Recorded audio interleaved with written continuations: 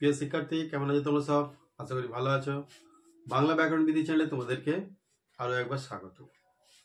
তোমরা জানো এটা একটা শিক্ষামূলক চ্যানেল। বিভিন্ন 5 to 10 ক্লাসের যে ব্যাকরণ সেকশন আছে, কারক, বিভক্তি, সমাস এসব নিয়ে আলোচনা করি। ব্যাকরণের যে কোনো বিষয় নিয়ে আলোচনা করে থাকি এবং সেই সঙ্গে বিভিন্ন ধরনের রাজ্য সরকারের চাকরির যে পরীক্ষা, সেই পরীক্ষা সংক্রান্ত বেশ কিছু তথ্য আমি এখানে দিয়ে থাকি এবং জেনারেল নলেজের কিছু তথ্য এখানে আমি দিয়ে থাকি। তো তোমরা যারা চ্যানেলটাকে সাবস্ক্রাইব করে রেখেছো তারা অবশ্যই এই নোটিফিকেশনগুলো আগে পেয়ে যাও। আর যারা সাবস্ক্রাইব করোনি তাদেরকে বলবো সাবস্ক্রাইব করে রাখলে পরে এই ধরনের ভিডিও কিন্তু তোমরা সবার আগে পেয়ে যাবে। চলো, আজকের ভিডিওটা কি, তোমরা জানো এর আগের একটা ভিডিওতে আমি বলেছিলাম যে হাইকোর্টে একটা কেস হয়েছে। কিসের কেস না, সেকেন্ড এসএলএসটি, এসএসসির যে সেকেন্ড এসএলএসটি, সেই এসএলএসটিতে যে নোটিফিকেশান জারি হয়েছিল তাতে সিমিলার এক্সপিরিয়েন্স অর্থাৎ অভিজ্ঞতার যে 10 নাম্বার ক্যান্ডিডেটদেরকে দেওয়া হয়, বেশ কিছু সংখ্যক ক্যান্ডিডেটকে দেওয়া হবে, সেই সংক্রান্ত একটা কেস হয়েছিল এবং সেখানে বলা হয়েছিল যে এই 10 নাম্বার বেশ কিছুজন কেস করেছিল যে তারা কেউ কন্ট্রাকচুয়াল, কেউ পার্ট টাইমার, কেউ প্যারা টিচার। তো তারা কেস করেছিল যে কি আমরা কি তাহলে এই 10 নাম্বার পাওয়ার যোগ্য নয়, কারা পাবে, সেই নিয়ে একটা ক্লারিফিকেশন চেয়েছিল হাইকোর্টে। তো সেই কেসটারই আজকে শুনানি, অর্থাৎ 29 তারিখ 29/10/2025 শুনানি ছিল। হয়তো ভিডিওটা তোমরা একদিন লেটে পাবে। অলরেডি তোমরা ইউটিউবে বা সোশ্যাল মিডিয়াতে এই কেসের ব্যাপারটা জেনে গেছো। তবুও আমি আরেকবার তোমাদেরকে মনে করিয়ে দিচ্ছি যে কেসটা আজকে কি হলো। বড় যেটা প্রশ্ন ছিল সেটা হচ্ছে এই অভিজ্ঞতার 10 নম্বর কারা পাবে, অভিজ্ঞতার 10 নম্বর কারা পাবে এবং কখন এই 10 নাম্বার যোগ হবে। এইটা একদম লাখ টাকার প্রশ্ন, যেটা এসএসসির আইনজীবী কল্যাণ বন্দ্যোপাধ্যায় ক্লিয়ার করে বলেছেন যে সাস্টেনটিভ পোস্ট, যেগুলো সাস্টেনটিভ পোস্ট যাদের আছে, অর্থাৎ বৈধ যারা একটা নির্দিষ্ট রিক্রুটমেন্ট প্রসেসের মধ্যে দিয়ে নিয়োগ পেয়েছিল, সে ডিআই হোক, ডিআই অ্যাপ্রুভাল করেও বা একটা বিজ্ঞপ্তি দিয়ে সেখানে অনেকজন অ্যাপ্লিকেশান করেছিল এবং সেখানে কোনো একটা স্কুলেতে জয়েন করেছে, সেই রকম ক্যান্ডিডেট অর্থাৎ অ্যাপ্রুভ থাকতে হবে এবং সেটা গভর্নমেন্ট এডেড বা গভর্নমেন্ট স্পন্সর যে কোনো স্কুল হতে হবে, প্রতিষ্ঠান হতে হবে, সেই রকম জায়গাতে চাকরি করতে হবে এবং নির্দিষ্ট একটা প্রসিডিওর মেনে, নিয়োগ প্রক্রিয়া মেনে যারা নিয়োগ পেয়েছিলেন তারাই একমাত্র এই 10 নাম্বার পাওয়ার যোগ্য। বুঝতে পেরেছ? এইবারে আসছে পার্ট টাইমারের কথা, প্যারা টিচারদের কথা এবং কন্ট্রাকচুয়ালদের কথা। কারণ কন্ট্রাকচুয়ালগুলো কি হয়, একটা স্কুল থেকে একটা মানে সিদ্ধান্ত নেওয়া হয় এবং পার্ট টাইমারদেরকেও তাই করা হয়। স্কুল কমিটি থেকে একটা সিদ্ধান্ত নেওয়া হয় এবং স্কুলের ম্যানেজিং কমিটি সেখানে একটা নিয়োগ দিয়ে থাকেন। সেখানে বৈধ বলতে ওইটাই বৈধ, কিন্তু সরকারি যে সিলমোহর, সেই সিলমোহর বা কোনো রকম তাকে যে কল লেটার দেওয়া হলো বা নিয়োগের যে লেটার যেটা ইস্যু করা হয়, সেরকম কিছু কিন্তু দেওয়া হয় না। আর প্যারা টিচারদের ক্ষেত্রেও কিন্তু এটা হবে না, ডিআইয়ের অ্যাপ্রুভাল নেই। ঠিক আছে? তো ডিআই থেকে বা এডিআই থেকে যারা পারমিশন করিয়ে নির্দিষ্ট একটা প্রসিডিওর মেনে, বিজ্ঞপ্তি মেনে যারা নিয়োগ করেছিল তারাই একমাত্র পাবে। অর্থাৎ ঘুরিয়ে ফিরে সেই জায়গাতেই আসছে 16 সালের যারা ক্যান্ডিডেট ছিলেন, মানে পার্মানেন্ট টিচার ছিলেন, যাদের চাকরি গেছে সুপ্রিম কোর্টের রায়েতে, সেই তাদেরকেই একটা সুযোগ পাইয়ে দেওয়ার একটা নতুন একটা পন্থা, এছাড়া আর কিচ্ছু না। তো এই হচ্ছে ব্যাপার ছিল, সেটাই বুঝিয়েছেন হাইকোর্টকে। আর একটা যেটা কখন 10 নম্বর যোগ হবে, এই বিষয়টা খানিকটা উঠতে গিয়েও উঠলো কিন্তু পুরোপুরি ক্লিয়ার হলো না। কীরকম ভাবে? কারণ সুদীপ্ত সেনগুপ্ত এই প্রশ্নটা তুলেছিলেন যে 10 নম্বর কখন যোগ হবে, কিন্তু কল্যাণ বন্দ্যোপাধ্যায় একটা বিষয়ের ওপরেই কিন্তু বারবার ফোকাস করতে চাইছিলেন যে আগে ভেরিফিকেশনটা হবে। আরে verification after publication of result, মানে আফটার পাবলিকেশন রেজাল্ট প্রকাশের পর ভেরিফিকেশন হবে, ভেরিফিকেশনটা করার পর তারপরে সেটা দেখা যাবে। তো এই ব্যাপারটাকে নিয়েই বেশি একটু কথাবার্তা হলো, কিন্তু ওই 10 নম্বর কখন যোগ হবে সেইটা উঠতে গিয়েও হালকা করে উঠলো কথাটা, কিন্তু তারপরে নেক্সট 4 তারিখ, নভেম্বরের যে 4 তারিখ, সেটা নেক্সট ডেটে হয়তো শুনানিটা হবে যে এই 10 নাম্বারটা অ্যাকচুয়ালি কখন যোগ হবে।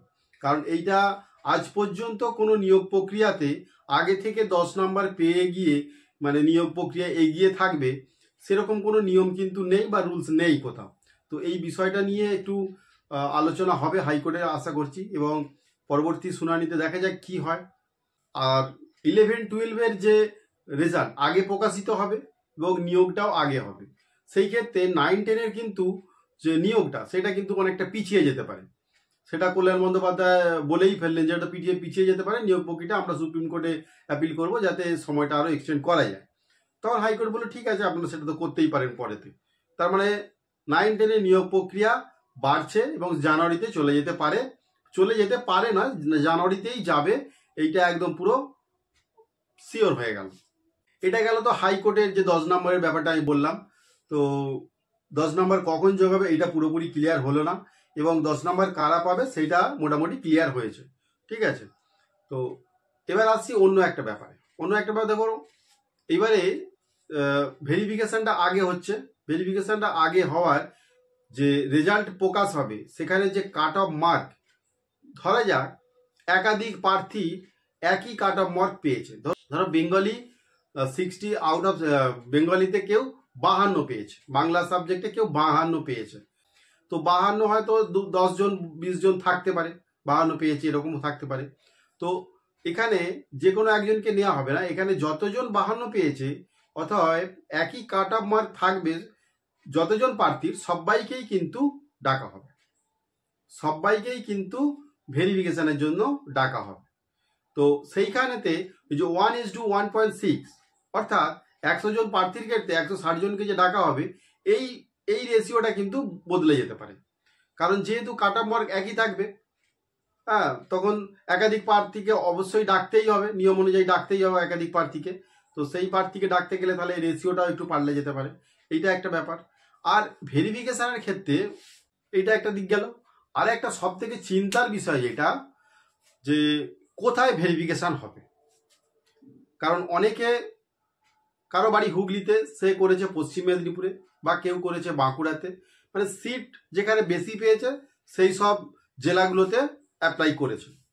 এইবার প্রশ্ন হচ্ছে, তো সেই সব ক্যান্ডিডেটগুলো যদি কোয়ালিফাই করে, অর্থাৎ রেজাল্টে যারা যদি পাস করে, তাহলে তাদের ভেরিফিকেশনগুলো কোথায় হবে।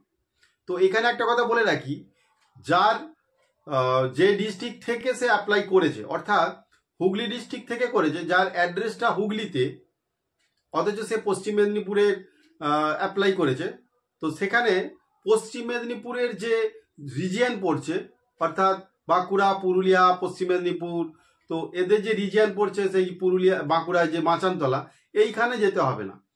এই হুগলি, হাওড়া এবং বর্ধমান, এই 3টে জেলার যে এই ইস্টার্ন রিজিয়নের যেখানে সদর দপ্তর বর্ধমান, সেইখানে কিন্তু ভেরিফিকেশনে ডাক হবে। অর্থাৎ যে জেলাতে আছে বা যেই জেলার বাসিন্দা, সেই জেলা অনুযায়ী যা রিজিয়ন যেখানে পড়বে, সেই রিজিয়নেতে কিন্তু সেখানে তাকে ভেরিফিকেশন করতে যেতে হতে পারে। আমি এর আগেও বলেছি এইটা হওয়ার একটাই কারণ দ্রুত নিয়োগ প্রক্রিয়াটাকে নিয়ে যাওয়ার জন্য, এছাড়া আর কিছু নয়। তো যাতে দ্রুত সম্পন্ন করা যায় নিয়োগ প্রক্রিয়াটা, সেই জন্য ভেরিফিকেশনটা এইভাবে হচ্ছে, এবং ইন্টারভিউটাও কিন্তু ওইভাবেই হবে। তার মানে এই নয় যে সে ওই হুগলি জেলা বা ওই ইস্টার্ন রিজিয়নের মধ্যে ছিল, সেই ইস্টার্ন রিজিয়নের মধ্যে হয়তো পড়ে যাবে, সেরকম কিছু ব্যাপার না। কারণ কাউন্সিলিং হবে সেন্ট্রালি, কাউন্সিলিংটা একটা জায়গা থেকেই হবে, যে যার সুযোগ পাবে, আগে সুযোগ পাবে, সেই অনুযায়ী সেই স্কুল চয়েস করতে পারবে, এটাতে কোনো সন্দেহ নেই। তবে বিষয়ে যেটা পরিষ্কার হয়ে গেল, রেজাল্ট সেটা হচ্ছে নভেম্বরের ফার্স্ট উইক, অর্থাৎ 7 তারিখের কথা বলা হচ্ছে কোর্টেতে। আজকেই যেটা বললো যে 7 তারিখ নাগাদ হয়তো রেজাল্ট প্রকাশ হতে পারে। তাহলে 9-10-এরটা আরও একটু পিছিয়ে যেতে পারে, প্রথমে 11-12টা আগে নিয়োগ প্রক্রিয়াটা শেষ করতে চাইছে, এই হচ্ছে ব্যাপার। তো ভবিষ্যতে কি হয় দেখা যাক। যদি কিছু এরকম খবর থাকে অবশ্যই আমি আবার আপনাদের কাছে নিয়ে আসবো। চ্যানেলে যারা নতুন আছে তাদেরকে বলবো একটু সাবস্ক্রাইব করে রাখতে, কারণ এই ধরনের ভিডিও পাওয়ার জন্য। আর যদি ভালো লাগে একটু লাইক করে যাবেন, কারণ লাইক করতে আপনাদের খুব একটা বেশি সময় লাগবে না বা কিছু পয়সাও খরচ হবে না, কিছু না। আমরা জাস্ট একটু মোটিভেশন পাই। আমরা যারা ইউটিউবে ভিডিও বানাই তারা কিন্তু সবাই কিন্তু একটা আশায় থাকি যে কেউ যদি আমাকে একটু সাবস্ক্রাইব করে, কেউ যদি একটু লাইক করে, তাহলে আমি মোটিভেশন পাই এবং সেখান থেকে আমাদের একটা রেভিনিউ জেনারেট হয়। সেখান থেকে এমনি নয়, সেখান থেকে ইউটিউব থেকে আমাদের একটা রেভিনিউ জেনারেট হয়, ওইটাই আমাদের প্রাপ্তি। আর মোটিভেশনটা পাই, কারণ লাইক হলে পারে, কমেন্ট হলে পারে আমরা সেই জিনিসগুলো নিয়ে আরও ভাববো, আরও নতুন করে পরিষ্কারভাবে আরও আপনাদের সামনে তুলে ধরার চেষ্টা করব সেই বিষয়টা নিয়ে। হ্যাঁ, কোথায় কি সমস্যা হচ্ছে সেই বিষয়গুলো নিয়ে আমরা নিজেরা চিন্তা ভাবনা করে আরও উন্নত করার চেষ্টা করতে পারি।